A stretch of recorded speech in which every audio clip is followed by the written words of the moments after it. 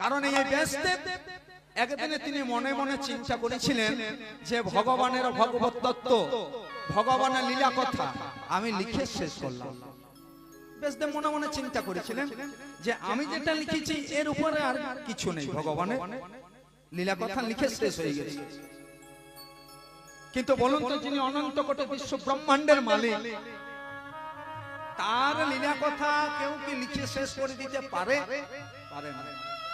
ব্যাসদেবের অহংকার হলো, এবার অহংকার হয়ে লিখে লিপিবদ্ধ করে ব্যাসদেব চলে যাচ্ছেন কোথায় না স্নান করতে। স্নান করতে যাচ্ছেন গাত্রমর্দন করতে করতে, আর মনে মনে অহংকার হলো, আর মনে মনে অহংকার করে বলে উঠলো যে কে বলেছে ভগবানের লীলা কথা নাকি অকৈতব্য, ভগবানের লীলা কথা নাকি অপ্রকাশ্য। আর যদি হতো তাহলে আমি আমার নির্জীব চঞ্চু, নির্জীব মানে যার কোনো জীবন নেই, প্রাণ নেই, চঞ্চু মানে হচ্ছে ঠোঁট, এই কলমের ডগা দিয়ে লিখে শেষ করে দিলাম।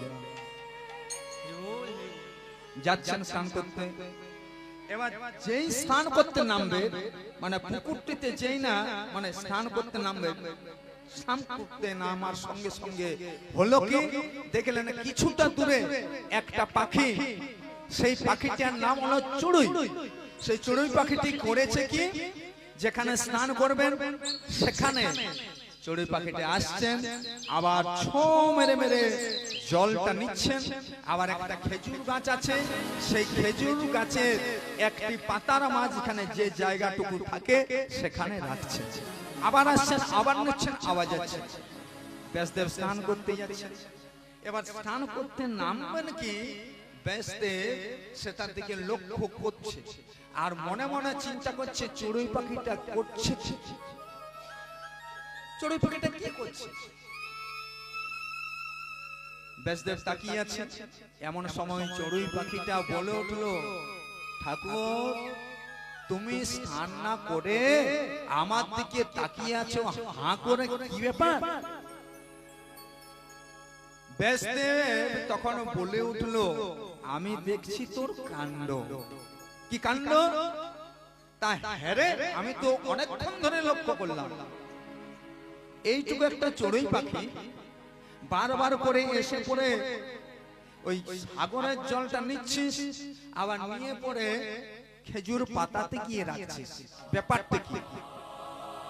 বলছে ব্যাপারটা অন্য কিছু নয়, আমি এখন মনে মনে ভেবেছি আমি আমার সজীব চঞ্চু দিয়ে, মানে জীবন আছে যা চড়ুই পাখির জীবন আছে, সবই সজীব চঞ্চু দিয়ে, চঞ্চু মানে হচ্ছে ঠোঁট, এই চঞ্চু দিয়ে ঠোঁট দিয়ে সাগরের যে জলটা আছে না এটা নিয়ে গিয়ে খেজুর পাতাতে রেখে দিই।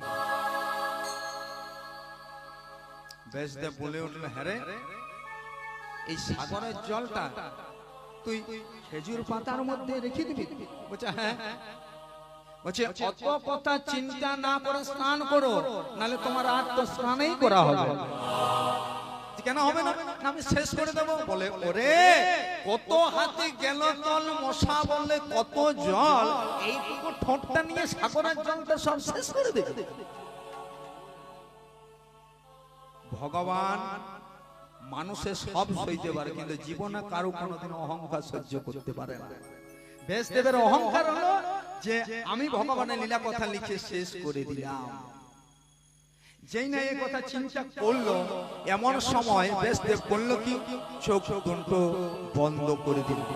আর চোখ দুটো বন্ধ করে মনে মনে চিন্তা করছেন, তাই তো কথাটা যে বললো সে হয়তো নিশ্চয় সাধারণ জিনিস নয়।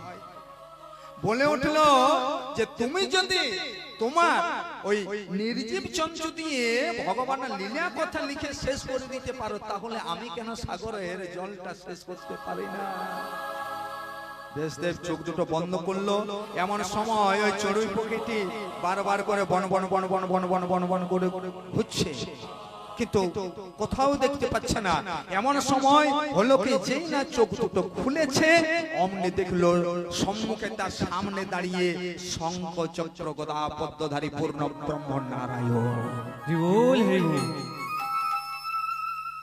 ব্যাসদেব ছুটে গিয়ে প্রণাম করে বললে উঠলো, ঠাকুর তুমি কি করে এলে? বলছে ওরে আমি তো অনেক আগেই এসে গেছি, অনেক আগেই এসে গেছেন, আমি তো দেখতে পাইনি। বলছে কেন? দেখতে তো পেয়েছি, ওই যে অতক্ষণ ধরে যে চড়ুই পাখি রূপ ধারণ করে জলটা নিয়ে খেজুর পাতাতে গিয়ে রাখছিলাম, সেই হলাম আমি। তার মানে তুমি চড়ুই? বলছে হ্যাঁ গো, আমি আগে ক্ষুদ্র, আমি নগণ্য, আমি তুচ্ছ, আমি বিশাল, আমি সমুদ্র, আমি জ্ঞানী, আমি পাপী, আমি মূর্খ, আমি বুদ্ধি, আমি পণ্ডিত, আমি পূর্ণ ব্রহ্ম নারায়ণ।